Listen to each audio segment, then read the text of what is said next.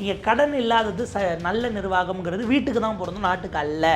இப்போ 10 ரூபாய் விவகாரம் நீங்கள் ஆட்சிக்கு வந்து நிறுத்த முடியலன்னா இப்போ அந்த 10 ரூபாய் யாருக்கு போகுது?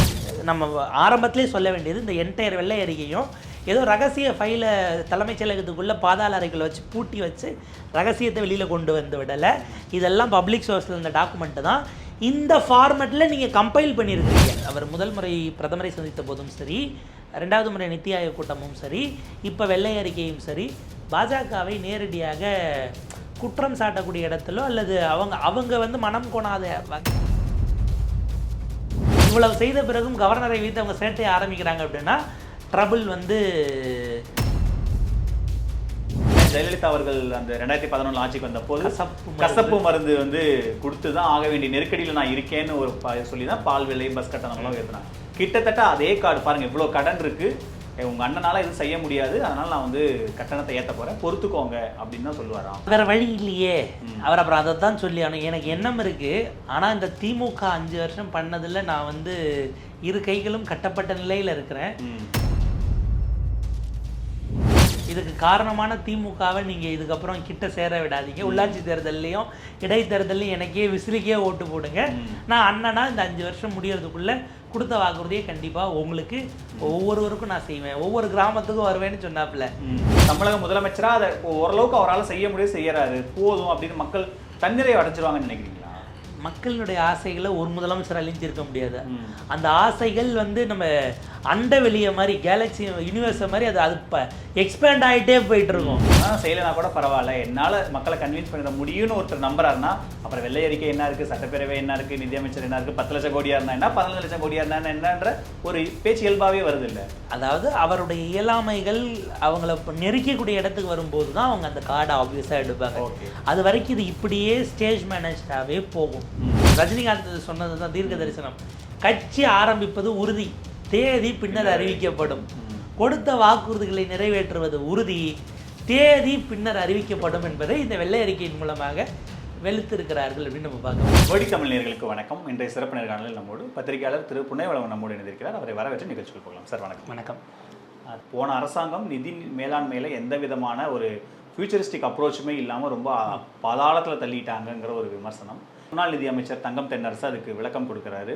உங்களால் முடிஞ்சால் நீங்கள் நிதி மேலாண்மை செய்யுங்க, அப்படி இல்லைன்னா போயிடுங்க, உங்கள் இயலாமையை மறைக்கிறதுக்காக எங்கள் மேலே பழிய போடாதீங்க அப்படிங்கிற ஒரு விமர்சனம் இருக்குது. இவர்கள் வைக்கக்கூடிய பொருளாதாரம் சார்ந்து குற்றச்சாட்டு எதிர்கட்சியின் மீது வைக்கக்கூடியது, இதுக்கு முன்னால் இருந்த ஆளுங்கட்சியின் மீது தாவேக்கா வைக்கக்கூடியதும் சரி, அவங்க பதிலுக்கு ரெஃப்யூட் கொடுக்கக்கூடியது, ரெண்டுத்துலேயுமே சப்ஸ்டன்ஸ் இருக்குது. அதனோட முக்கியமாக ரெண்டுத்துக்குள்ளேயும் அரசியல் நோக்கங்களும் இருக்கிறது. இந்த குற்றச்சாட்டு என்பதும் சரியானது, பதிலுக்கு அவங்க எதிர்வினையும் சரியானது. இப்போ நம்ம அதுக்குள்ளே மெரிட்ஸ்குள்ளே போனோம்னா, ஒரு அரசாங்கம் முதல்ல அமைச்சர் மரிய வில்சன் அவர்களுடைய என்டையர் பேச்சுலையும் அவர் செய்த ஒரு மிக முக்கியமான ஒரு அவர் தவிர்த்திருக்க வேண்டிய ஒரு தவறுன்னு நம்ம பார்க்கறது, முழுக்க முழுக்க ஒரு வீட்டினுடைய உதாரணத்தோடு எல்லாத்தையும் அவர் பொருத்துனதுங்கிறது சிக்கலுக்குரியது. நீங்கள் ஒரு வீடு, அதனுடைய பட்ஜெட் அது நடக்கிறது அப்படிங்கிறதும், ஒரு நிறுவனம் அதுவே கூட்டு நிறுவனமாக இருக்குது இல்லை தனி நிறுவனமாக இருக்குது, இன்றைக்கி சோர்ஸ் வந்து உங்களுக்கு பேக்கிங்கில் இருக்கக்கூடிய ஃபண்டு சில கலெக்ட் பண்ணுறதே இப்போ வெவ்வேறு விதமாக போயிருக்கு. அது இயங்கிறது ஒரு மாதிரி இருக்கும், அரசுக்கானது வேறு விதமாக இருக்கும். இந்த உதாரணத்தை அவர் கொண்டு போய் வீட்டில் பொருத்துவது அப்படிங்கிறதே ஒரு மிஸ்கைடிங்கான பார்வையை, இந்த நிதி அது சார்ந்த விஷயங்களில் ஒரு தவறான ஒரு அச்சத்தை ஏற்படுத்துவதற்கு வழி இருக்கிறது. எளிமையாக நீங்கள் ஃபிஸ்கல் டெபிசிட், ஜிடிபி இந்த மாதிரிலாம் பேசும்போது மக்களுக்கு புரியாது, எளியாக புரிய வைக்க ட்ரை பண்ணுறாங்க. அதில் என்ன சிக்கல்? எங்கே சிக்கல்னா, இப்போ தனி மனித கடன் அப்படின்னு அவர் குறிப்பிட்டாரு. தனிநபர்களில் இங்கே இவ்வளோ பேர் இருக்காங்கன்னு நம்மளை ஹியூமன் கேபிட்டலாக காட்டி அரசாங்கம் வாங்கிய கடன். தனிநபர் கடன் இப்போ நம்ம ஒரு இடத்துல தனியாக லோன் எடுத்தோம்னா நம்ம கட்டலைன்னா வீட்டுக்கு வந்து அதை வசூலிக்கிறவங்க அவங்க எல்லாம் மீறி போகிறாங்க, நம்ம சட்டமெல்லாம் ஏற்றிருக்கோம் இல்லையா. அந்த இடத்துல நான் ரெஸ்பான்சிபிள் இல்லை. இந்த இடத்துல நீங்கள் தனி மனித கடன் நாங்கள் சுமத்தும் போது தனிநபர்கள் நம்ம பேரில் கடன் இருக்காங்கிற ஒரு உணர்வை அது ஏற்படுத்தும்.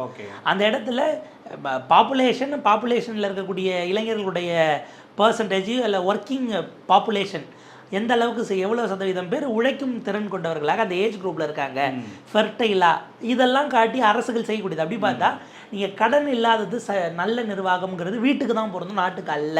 அவங்க மெயினாக அந்த 3 துறை தான் சொல்கிறாங்க. டான்ஜெட்கோ சொல்கிறாங்க, மைன்ஸ் சொல்கிறாங்க, அதுக்கப்புறம் வந்து டாஸ்மாக், எக்ஸைஸ் வந்து டாஸ்மாக்கும் அதே போல் ஸ்டாம்ப் டியூட்டி சொல்கிறாங்க. இதில் தான் அவங்க பெரிய கன்சர்னாக அவர் சொல்கிறாங்க.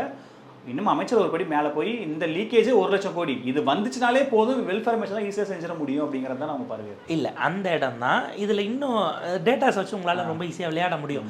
இந்த நாளத்தையும் திருத்தணுங்கிறது தேவையானது. அதை செய்யாமல் விட்டதற்காக திமுக அரசின் மீதான விமர்சனங்களை பின் பாயிண்ட்ல நீங்க வைக்கிறதுல யாருக்கும் எந்த விதமான சிக்கலும் கிடையாது. அவங்க எந்தெந்த இடத்துலலாம் அந்த லீக்கேஜ் அடைக்காம போயிட்டாங்க, அடைக்க இருந்த வாய்ப்புகள் என்ன, இது முழுக்க முழுக்க மேபி நீங்க பட்ஜெட்ல கூட செஷன்ல எவிடென்ஷியலாகவே கொண்டு வந்து நீங்கள் அம்பலப்படுத்துங்க. அதெல்லாம் யாரும் நீங்கள் சொல்லவே கூடாதுங்கிறது சிக்கல் இல்லை. என்ன லீக்கேஜ்ங்கிறது நீங்கள் சொன்னாதான் எப்படி அடைக்க போறீங்கிறத நோக்கி நகரும். அக்கௌண்டபிலிட்டி ஃபிக்ஸ் பண்ணுங்கன்றீங்க. முதல்ல இப்போ நடந்ததுங்கிறத சொல்லியிருக்கிறீங்க. அது என்ன, அதுக்கான மோடஸ் ஆப்ரண்டே என்னவாக இருந்தது, என்னென்ன வகையில் அந்த லீக்கேஜ்ங்கிறது. இப்போ 10 ரூபாய் விவகாரம் நீங்கள் ஆட்சிக்கு வந்து நிறுத்த முடியலன்னா இப்போ அந்த 10 ரூபாய் யாருக்கு போகுது? நம்ம ஆரம்பத்திலே சொல்ல வேண்டியது, இந்த என்டையர் வெள்ளை அறிக்கையும் ஏதோ ரகசிய ஃபைலை தலைமைச் செயலகத்துக்குள்ளே பாதாள அறைகளை வச்சு பூட்டி வச்சு ரகசியத்தை வெளியில் கொண்டு வந்து விடலை. இதெல்லாம் பப்ளிக் சோர்ஸில் இருந்த டாக்குமெண்ட்டு தான் இந்த ஃபார்மெட்டில் நீங்கள் கம்பைல் பண்ணியிருக்கிறீங்க. இந்த ஆர்டரில் இந்த ஹெட்டிங்ஸில் இப்படிங்கிற கம்பைலேஷன் மட்டும்தான் நடக்குது. உங்களுக்கு இதற்கு முன்பாக எக்கனாமிக் சர்வேவோ இல்லை இவங்க ரிலீஸ் பண்ண எக்கனாமிக் சர்வேவோ அல்லது மத்திய அரசு ஆர்பிஐனுடைய டேட்டாவோ இல்லை இங்கே கடந்த பட்ஜெட்டுக்கான டாக்குமெண்ட்ஸோ இதெல்லாம் பொதுவெளியில் இருந்தது தான். இந்த கம்பைலேஷன் ப்ராசஸ் நீங்கள் வந்த பிறகு செஞ்சுருக்கீங்க. கடனுடைய அளவு கிட்டத்தட்ட 28% நெருக்கி வச்சிருக்கீங்க. அதுதான் மேக்ஸிமம். கேப் இன்னும் கொஞ்சம் தான் இருக்குது. நாங்கள் ஏதாவது நல்ல திட்டம் செய்யணும்னா கூட எங்களால் எக்ஸஸாக கடன் வாங்க முடியாத அளவு கொண்டு நிறுத்தி வச்சிருக்கிறீங்கிறது தான் அவர் எல்லா வழியும் நீங்கள் பிளாக் பண்ணி வச்சிருக்கீங்கன்னு சிஎம் கோட் பண்ணுறாரு. அதை தான் ஒரு மெயினாக அவங்க சொல்கிறாங்க. நாங்கள் எங்களால் கடன் வாங்கி நாங்கள் நலத்திட்டங்களை செய்ய முடியாது, ஏன்னா நீங்கள் ஃபுல்லாக வாங்கி வச்சுட்டு போயிட்டீங்க. அதுதான் அவங்களோட சார்ஜ். இப்போ ரொம்ப எளிமையான கேள்வி, இவங்க நலத்திட்டங்களை செய்யணுங்கிற நோக்கத்தோடு அறிவிக்கிறதுக்கு முன்னாடி இதெல்லாம் பொதுவெளியில் இருந்ததா இல்லையா? அஃப்கோர்ஸ் இருக்கும்ல. அஃப்கோர்ஸ் இருந்தது இல்லையா? இது இருக்கிறதுன்னு தெரிஞ்சும் நம்ம அறிவிச்சிருக்கிறோம். அப்போ நம்ம ப்ராக்டிக்கலாக யோசிக்கல, அன்னைக்கு நம்ம பாலிட்டிஷியனாக தான் யோசித்தோம். இது என்னன்னா, இந்த 5 ஆண்டுகளில் இவங்க எல்லாரோடவும் கூட வாங்கியிருக்காங்களான்னா ஆமாம், அதுதான் ஃபேக்ட்டு. ஆனால் கூட வாங்கியது லீக்கேஜாக எப்படி போச்சு, அந்த லீக்கேஜுக்கு நீங்கள் பொலிட்டிக்கலி யாரை பொறுப்பாக்க போகிறீங்கிற ஒரு தெளிவுக்கு இந்த அரசாங்கம் வந்தது என்றால் அதில் கிரவுண்ட்ஸ் கரெக்டாக இருக்குன்னா நம்ம அவங்க கூட நிற்க போகிறோம். உள்ளே செய்யாமல் கொண்டு போயிட்டாங்க, எவ்வளோ சதவீதம் கொண்டு போயிட்டாங்க. நீங்கள் போகிற போக்கில் அந்த இப்போ நீங்கள் ரிவர்ஸில் யோசிங்க, முதலமைச்சர் ஆன பிறகு 30% டேக்ஸ் அவர் எங்கேயும் சொல்லலை. அது அரசியல் கட்சி தலைவராக அங்கே சொன்னது தான். ஏன்னா அவருக்கு ரியாலிட்டி கிளாரிட்டி புரிந்திருக்கிறது. என்ன சிக்கல்னா அவங்க ஆதரவாளர்கள் ஏதாவது பேசி எக்ஸைட் ஆகி எதையாவது பேசிடுவாங்களோங்கிறது தான் கேள்வியாக இருக்குது. ஏன்னா இப்போ அமைச்சர் ஆதவர்ஜன் அவர்கள் 1 கோடி ரூபாய் கேட்டு நோட்டீஸ் அமைச்சிருக்காரு இல்லையா, அந்த மாதிரி அடுத்து அவங்க அனுப்பி இப்படியான சிக்கலுக்குள்ளேயே போய் மாட்டிக்குமோ என்கிற கேள்வி இருக்குது. முதலமைச்சராக இருக்கும் விஜய் அவர்கள் 5 பட்ஜெட் நாங்கள் போடுவோம்னு அறிவிச்சிருக்காரு. அவங்களுடைய தேர்தல் அறிக்கையில் 89வது பக்கத்தில் அது லாஸ்ட் சாப்டரில் இருக்குது. சமூக நிதிநிலை அறிக்கை, சமமான வட்டார வளர்ச்சி நிதிநிலை அறிக்கை, பின்தங்கிய மாவட்டங்களுக்குன்னு தனியாக ஒரு ஸ்பெஷல் பட்ஜெட்டு, தமிழ்நாடு கலாச்சாரம் மற்றும் பண்பாட்டு நிதிநிலை அறிக்கை, கல்வி மற்றும் மருத்துவம் சமவாய்ப்பு நிதிநிலை அறிக்கை, சூழலியல் நிதிநிலை அறிக்கைன்னு 5 சிறப்பு நிதிநிலை அறிக்கைகள் கொடுத்துருக்காரு. இது எதுவும் கொடுப்பதற்கு இப்போதற்கு வாய்ப்பில்லை அப்படிங்கிறத ஞாபகம் இருக்குன்னு நினைக்கிறீங்களா? முதல்ல அதனால தான் ஞாபகப்படுத்துறதுக்கு தான் நீங்கள் இதை ஞாபகப்படுத்தணுங்கிறதுக்காக தான் நம்ம முதல்வன் படத்தில் வர மாதிரி அந்த அறிக்கையை கொண்டு வந்து அவர் திருக்குறளில் சொல்லி காட்டுவார். சொல்லி காட்டிட்டு அதில் ஒரு ஒற்றுப்பிழை இருக்கும் அப்படிம்பாருல, அந்த மாதிரி இக்கன் நான் விட்டுருப்பேங்கிறதுக்காக தான் அவங்க போட்டதுன்னு கொண்டு வரோம். இதில் என்ன சிக்கல்னா, இது எல்லாத்தையும் இப்போ ஒரு அரசாக இவர்கள் இதை லீக்கேஜை சரி பண்ணுறாங்கிற நோக்கம் வரவேற்கத்தக்கது. லீக்கேஜ் இருக்குது அப்படின்னா அது வெறும் பொலிட்டிக்கல் குற்றச்சாட்டாக மட்டும் போயிடாமல் ப்ராசிக்யூட்டபிள் எவிடன்ஸோட கோர்ட்டுக்கு கொண்டு வாங்க, நிப்பாட்டுங்க. ரொம்ப முக்கியமாக கடைசி வரைக்கும் எதிர்கட்சியில் இருக்கக்கூடிய அரசியல்வாதிகளோடு நிறுத்தி விடாமல் அதிகாரிகளையும் உள்ளே கொண்டு போகிறதுக்கான வழிகள் அவங்க தவறு செய்திருக்கிற பட்சத்தில் இதை நோக்கி செய்ய வேண்டியது அரசிட்ட நம்ம எதிர்பார்க்குறோம். முக்கியமாக தங்கம் தென்னர் செய்தியாளர் சந்திப்பில் இது முழுக்க அரசியல் டோனுக்கு தான் நகர்த்துறாரு. அவர் டேட்டாங்கிறத தாண்டி இவ்வளோ அவங்க டேட்டா கொடுக்குறாங்க, இவ்வளோ பிரச்சனை இருக்குது, அந்த டேட்டாக்குள்ளே போகாமல் தங்கம் தென்னரசு இதை பொலிட்டிக்கலாக போகிறாரு. நீங்கள் அப்போ சொன்னீங்களே, இப்போ ஏன் செய்கிறீங்க, அப்போ உங்களுக்கு தெரியாதா, அப்போ உங்களுக்கு தெரியாதா, நாங்கள் 10 லட்சம் கோடி கடன் ஆகிருக்கு, அதுக்கு என்ன நீங்கள் செஞ்சீங்கன்றத விளக்கம் கொடுக்காம திரும்ப அரசியல் களத்துக்கே நகர்த்துறாரு. எங்கே சிக்கல்னா, அந்த டேட்டாக்குள்ளே போனால் திமுக மாட்டிக்கும்னு நினைக்குது. ஒருவேளை டேட்டாக்குள்ளே போகிறதுக்கு அவங்களுக்கும் நேரம் எடுக்கும். ஓகே, அவங்க இப்போ தான் ஆட்சியை இழந்து அந்த 36 பேர் குழுவெல்லாம் போட்டு இந்த அறிக்கையை வச்சுட்டு உட்காந்துட்டு இருக்கிறாங்க. டேட்டா எடுத்துகிட்டு வந்து ப்ராப்பராக ப்ரெசென்ட் பண்ண டைம் எடுக்கும். அகைன் அவங்க ஏன் இதை பொலிட்டிக்கலாக ஃபேஸ் பண்ணுறாங்கன்னா, இந்த சார்ஜஸே அவங்க பொலிட்டிக்கலாக பார்க்குறாங்க. நீங்கள் ஆக்சுவலாக இதுக்கான பதில்களை அவங்க கம்பைல் பண்ணணும்னா இதுக்கு அவங்க ஒரு டீம் போட வேண்டிய தேவை வரும் ஒன்று. ரெண்டாவது இவங்களுக்கு அதாவது இவங்களுக்கான பாசிட்டிவ்ஸ் மொத்தத்தையும் தான் இவங்க தொகுத்து எக்கனாமிக் சர்வேவாக 2026 போட்டு வச்சுருக்கிறாங்க. அதில் அவ்வளோ விஷயங்கள் இருந்தது. இத்தனைக்கும் அதை நான் வாசித்ததுலேருந்து ஒரு 2-3 விஷயங்கள் சொல்கிறேன். தமிழ்நாட்டுடைய growth அது 11 to 16 வரைக்கும் போது இப்போ இருக்கக்கூடிய இதே ப்ரொஜெக்ஷனில் போச்சு அப்படின்னா 2029 ஆர் அதிகபட்சம் 30 அப்படின்னு இதே growth ரேட்டில் போனால் 1 ட்ரில்லியன்கிறது பாசிபிள் தாங்கிற மாதிரி இருந்துச்சு. தமிழ்நாட்டில் 32 மாவட்டங்கள் இருக்கக்கூடிய 38ல் 32 மாவட்டங்களுடைய பர் கேபிட்டா இன்கம் தனிநபர் வருமானம் இந்திய சராசரியை விட ஜாஸ்தியாக இருக்குது அப்படிங்கிறது ஒரு டேட்டா. அதே போல் குறைஞ்சது ஒரு 6-7 மாவட்டங்களை தவிர மீதி எல்லா மாவட்டங்களும் ஏதோ ஒரு இண்டஸ்ட்ரியல் காரிடார் இருக்கக்கூடிய இடத்துல வருது. சிப்காட்டாக இருக்கலாம், வெவ்வேறு தொழிற்சாலைகளாக இருக்கலாம். இப்படியான இடத்துல ஒரு 7-8 மாவட்டங்களை தவிர மீதி எல்லா இடத்துக்கு வருது. இதுலேயும் ஃபோக்கஸ் பண்ணுவோம். அதே போல் இவர் பிரதமர் அவர்கள்ட்ட பேசும்போது பெருமையோடு குறிப்பிட்டார் இல்லையா, அந்த விமனுக்கான ஒர்க் ஃபோர்ஸ் 42% அப்படிங்கிறது எம்எஸ்எம்இ செக்டார்ஸ் ஏறத்தாழ அதுவே ஒரு 40 லட்சம் பக்கம் இருந்தது இந்தியாவிலேயே. அதாவது நீங்கள் குஜராத் எடுத்துகிட்டால் பெரிய பெரிய இண்டஸ்ட்ரீஸாக இருக்கும். பட் சிறு குறு மற்றும் நடுத்தரங்கிறது தான் பெரிய நிறுவனங்கள், பெரிய பிக்கர் இண்டஸ்ட்ரீஸ், ஹெவி இண்டஸ்ட்ரீஸ் கொடுக்கக்கூடிய வேலைவாய்ப்பை விடவும் எம்எஸ்எம்இ ஸ்லாக்ஸில் வேலைவாய்ப்புகள் கூட. அவங்க பெருசாக நடத்துவாங்க, ஆட்கள் ஒரு பஞ்சில் போயிடுவாங்களே தவிர இது வந்து லட்சக்கணக்கான இண்டஸ்ட்ரீஸ் அப்படின்னும் போது சிறு குறு நடுத்தர நிறுவனங்களுடைய எம்ப்ளாயபிலிட்டி இன்னும் கூட. அப்போ அதிலலாம் நம்ம தான் எவ்வளோ கீனாக இருக்கோம். நீங்கள் முதல்ல இவர் நிதியமைச்சர் குஜராத்தை பல இடங்களில் கம்பேர் பண்ணுறாரு. உங்களுக்கு லைஃப் ஸ்டாண்டர்டில் தொடங்கி அது நீங்கள் வந்து மனிதவள குறியீடுகள் எது எடுத்தாலும் குஜராத்தை விட ஃபார் ஹெட்டாக தமிழ்நாடு இருக்கும் பொழுது நம்ம ப்ராடர் ஸ்கேலில் அதை பார்க்கறதே கூட எப்படி எந்த அளவுக்கு ஏற்கத்தக்கதுன்னு ஒரு கேள்வி இருக்குது. சட்டப்பேரவை கூட இருக்குது, நிறைய கேள்விகள் வைப்பாங்க. அவங்க வாயை அடைக்கணும், எல்லாத்துக்கும் நீங்கள் தான் காரணம். விஜய் அவர் தமிழ்நாட்டில் தொடர்ச்சியாக சொல்கிறது என்னென்னா எல்லாத்தையும் நீங்கள் பண்ணிவிட்டு பழியத்துக்கு ஏமால போடுறீங்கிற ஒரு டேக்லைனை ரெகுலராக பயன்படுத்துறாரு. இந்த உத்தியும் அதே தானா? இவ்வளோ நீங்கள் பண்ணிட்டு ஏன் செய்யலன்னு பழியத்துக்கு ஏமால போடுறீங்களா? மேபி தங்கம் ஒரு விக்டிம் கார்டு பிளே தானா? தங்கம் தென்னரசும் உள்ளே இருக்கார். ஐ மீன் அவரும் சட்டமன்ற குழுடைய திங்க் கொறடான்னு நினைக்கிறேன், நாட் ராங். அவரும் அங்கே திமுகவுடைய சட்டமன்ற குழுவில் இருக்கார், அவரும் உள்ளே தான் இருக்க போகிறாரு. இது போக அவங்களுக்கு வாராது போல் வந்த மாமணியா 8 முறை நீ பட்ஜெட்டை தாக்கல் செய்த ஓ பன்னீர்செல்வம் மாரி இருக்கிறார். மேபி அவர் வாய்ப்பு ஏற்று ஏதாவது குறுக்க பேசினாலும் பெட்டராக இருக்கும். இன்னும் நல்லா அரசியல் பண்ண எடப்பாடி பழனிசாமியும் அங்கே உள்ள இருக்க போகிறாரு. ஸோ அது அப்போசிஷன் பெஞ்ச் தான் நாளைக்கு ஹெவி ஸ்ட்ராங்காக இருக்கும். ஹைலைட்டு டிபார்ட்மெண்ட்டாக வரும்போது அந்த துறை சார்ந்த முன்னாள் அமைச்சர் ஒருத்தர் உள்ளே இருந்தாருன்னு வைங்க, என்னவா இருக்கும். இப்போ பொதுப்பணித்துறையினட்டு அமைச்சர் ஆதவர்ஜனை தாக்கல் பண்ணும்போது எடப்பாடி பழனிசாமி எழுந்து கிராஸ் பண்ணட்டும், கொள்கை விளக்க குறிப்பு வரப்போது அங்கே டிபேட் பண்ணும்போது இபிஎஸ்சி எழுந்து கிராஸ் பண்ணட்டும். அதில் ஒன்றும் ஆக்சுவலாக கோர்ஸ் கரெக்ஷன் சார்ந்தும் சரி. இதில் ஒன்று அவங்களே வந்து டிரான்ஸ்பரன்சி உறுதி செய்வதற்காக லைவையும் சப்ஸ்கிரைப் பண்ணியிருக்கிறாங்க. கட்டு இல்லாமல் லைவ் அப்படிங்கிறது.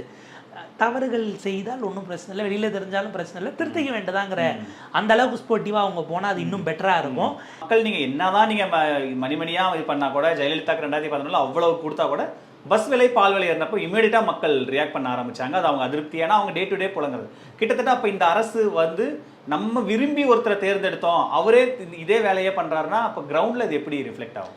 இல்லை, அது கிரவுண்டில் ரிஃப்ளெக்ட் ஆகுமானா எந்த எல்லை வரைக்குங்கிறது இருக்குது.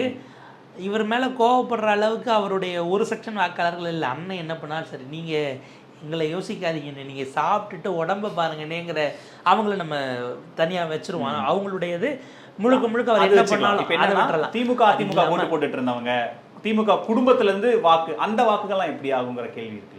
என்னன்னா இதுக்கு அவங்க கன்வின்ஸ் ஆகிறாங்களாங்கிறது நம்ம எப்படி பார்க்க முடியும்? ஏன்னா இப்போ பொதுவெளிகளில் பல நேரங்களில் நியூஸாகவும் ரீல்ஸாகவும் வர்றதெல்லாம் தான் கிரவுண்டானே இப்போ நம்ம கேள்வி எழுப்ப வேண்டியிருக்கு. ஆமாம், ஒவ்வொரு ஆல்கரிதத்தை பொறுத்து நம்ம ஒன்று நினைக்கிறோம். ஆனால் நம்ம ஆல்கரிதம் டியூன் ஆனது நம்ம இதுக்கு முன்னாடி பார்த்ததை வச்சு டியூன் ஆகிருக்கும்போது, இப்போ எனக்கு தாவேக எதிர்ப்பாக வருது அப்படின்னா நான் இதுக்கு முன்னாடி ஏதோ வீடியோ பார்த்ததை பார்த்து எனக்கு அதை மட்டும்தான் அவன் காட்டுறான். அது சமூகத்தினுடைய பிரதிபலிப்பானே இப்போ நமக்கு கேள்வி இருக்குது. அந்த அது இண்டிவிஜுவல் ஒரு செக்குலர்ட் ஈகோ சிஸ்டமா இல்லை அதுதான் சோஷியல் மீடியாவை தான் கிரவுண்டாகிறது? அது மிகப்பெரிய டெப்த்தான கொஷினாக இருக்கும். அவங்க என்ன யோசிப்பாங்க, உள்ளாட்சி தேர்தலை இப்போதைக்கு நடத்துகிற நிலையில் இல்லை, அவங்க கலைக்கிறதுக்கும் February வரைக்கும் டென்யூர் இருக்குது, அவங்க அவசரப்பட்டு கலைக்க மாட்டாங்க அப்படிங்கிற மாதிரியான விஷயங்களும் போது இவங்க பை சான்ஸ் ஏதாவது ஒரு இது எடுத்து நாங்களாக ராஜினாமா பண்ணுறோன்னு ஒரு ஸ்டண்ட் அடிக்கிறனாலும் திமுகவில் தான் இப்போ பெரும்பாலும் இருக்குது. பெரும்பாலும் இல்லை, ஏறத்தாலும் எல்லா நகராட்சியும் இருக்கும்னு நினைக்கிறேன். அவங்க அப்படி செஞ்சுட்டா சில விஷயங்களை தவிர்க்கலாம். நான் நேரடியாக லோக்கல் பாடி இல்லைன்னா எம்எல்ஏ தான் சிக்கணும். ஆமாம், அது நீங்கள் பொலிட்டிக்கலி நீங்கள் அதை அவங்கள கொண்டு போய் எதை லோக்கல் பாடியில் என்னும்போது நீங்கள் அதிகாரிகளை போட்டிங்கன்னா அது அதை விட அபாயகரமாக போகும். ஊரக உள்ளாட்சியிலலாம் இவங்க அதிகாரிகளை போட்டு தான் பெருமளவுக்கான சிக்கல்ங்கிறதும் திமுக வந்து சேர்ந்தது. அவங்க அப்பயே கேரளாவில் டிசம்பரில் நடந்த மாதிரி இவங்களும் எலெக்ஷன் வச்சுருந்தா என்னென்னா பின்னடை வந்ததுன்னா நமக்கு தோல்விங்கிறது ஒரு நரேட்டிவ் செட் ஆயிருமோன்னு அவங்க செய்யாமல் விட்டாங்க. அது கடைசியில் வேறு விதமாகத்தான் முடிந்தது. அந்த அதிகாரிகள் மீதான அதிருப்தியெல்லாம் அரசின் மீது தான் வந்து சேர்ந்தது. ஸோ இப்போ இதற்குள்ள விஜய் அவர்கள் கொடுக்குறாரு அப்படின்னா அதை வந்து கொஞ்சம் டைம் எடுத்து தான் நம்ம பல்ஸ் பார்க்க வேண்டியிருக்கும். பழகிட்டாங்கன்னா அப்புறம் அதை மறந்துடுவாங்கன்றீங்களா? அந்த ரிஸ்க் பப்ளிக் மெமரி ரொம்ப ஷார்ட்டுங்க. அடுத்து வேற ஏதாவது அவரோடு துல்லாத மனமும் துல்லும் நடித்தவங்க அந்த ஆர்டிஸ்ட் போய் பார்த்தாருன்னா அது வைரலாகி அண்ணா ஆறாவை பாருங்கன்னு போயிட போகிறாங்க. பட் பொதுமக்களுக்கு அது ஒரு சிக்கல் இருக்கும். ஆனால் இப்போ எங்கே அவங்களுடைய நெருக்கடிகள் வரும் அப்படின்னா இப்போ ஆக்சுவலாக அரசினுடைய ஃபினான்ஸ் எப்படி வரும்னு தெரியாது. அவங்க வீட்டினுடைய ஃபினான்ஸ் அண்ட் பட்ஜெட் ஹேண்டில் பண்ணுறதுக்குள்ளே நெருக்கடி வரும்போது தான் போகும். இப்போ குளோபல் க்ரைசிஸ் இருக்குது. இப்போ என்ன தான் இங்கே ஹார்மஸை திறந்தாலும் உடனே சிலிண்டர் எடுத்துக்கிட்டு உள்ளே போட்டு இப்போ இதில் நிரப்பி கப்பலை தூக்கிக்கிட்டு சர்ன்னு ஒரு நாளில் வந்துடுறது இல்லை. அது சுற்றிக்கிட்டு வர்றது ஏற்கனவே சோக்காக இருக்கிறது. இப்போ இவங்க 100% பிளெண்டட் எத்தனாலுங்கிறான். எல்லா வண்டியும் தூக்கி நம்ம காயில கடைக்கு போகிற நிலைமைக்கு வரப்போகுது. எப்படி அந்த என்ஜின் ஒத்துக்கும்? இப்போ இதெல்லாம் இந்த இதில் மத்திய அரசோடு இணைந்துன்னா அவங்க கொண்டு வர சிக்கலுக்கும் நீங்கள் பொறுப்பேற்கணும். ஏன்னா கிரவுண்டில் பப்ளிக்கிட்ட டெலிவரி பண்ணுற இடத்துல நீங்கள் தான் இருக்கீங்க. அப்போ அந்த பொறுப்பெல்லாம் அவர் எடுக்க வேண்டியது. அது எல்லாமே அவங்க செய்யறாங்க, ட்ரை பண்ணுறாங்க. தமிழக முதலமைச்சராக அதை ஓரளவுக்கு அவரால் செய்ய முடியும், செய்யறாரு, போதும் அப்படின்னு மக்கள் தன்னிறைவு அடைஞ்சிருவாங்கன்னு நினைக்கிறீங்களா? மக்களினுடைய ஆசைகளை ஒரு முதலமைச்சராலையும் தீர்க்க முடியாது. அந்த ஆசைகள் வந்து நம்ம அண்ட வெளிய மாதிரி கேலக்ஸி யூனிவர்ஸை மாதிரி அது எக்ஸ்பேண்ட் ஆகிட்டே போயிட்டு இருக்கும் நீங்கள் ஆக்சுவலாக யோசிச்சிங்கன்னா. அதனால் முழுமையாக எந்த அரசாலும் செய்ய முடியும். ஆனால் இவருடைய கரிஷ்மா எந்த பிரச்சனையாக இருந்தாலும் இவர் போய் அங்கே நின்று கையை காமிச்சாருன்னா இவரோட கரிஷ்மா எல்லாத்தையுமே மறக்கலை. காலில் இருந்து அதனாங்க ஓடிக்கிட்டு இருக்கு. தலைமைச் செயலகம் போகிற வழியில் காரை நிப்பாட்டிட்டு இறங்கி வந்து அவர் கை காட்டினாரு.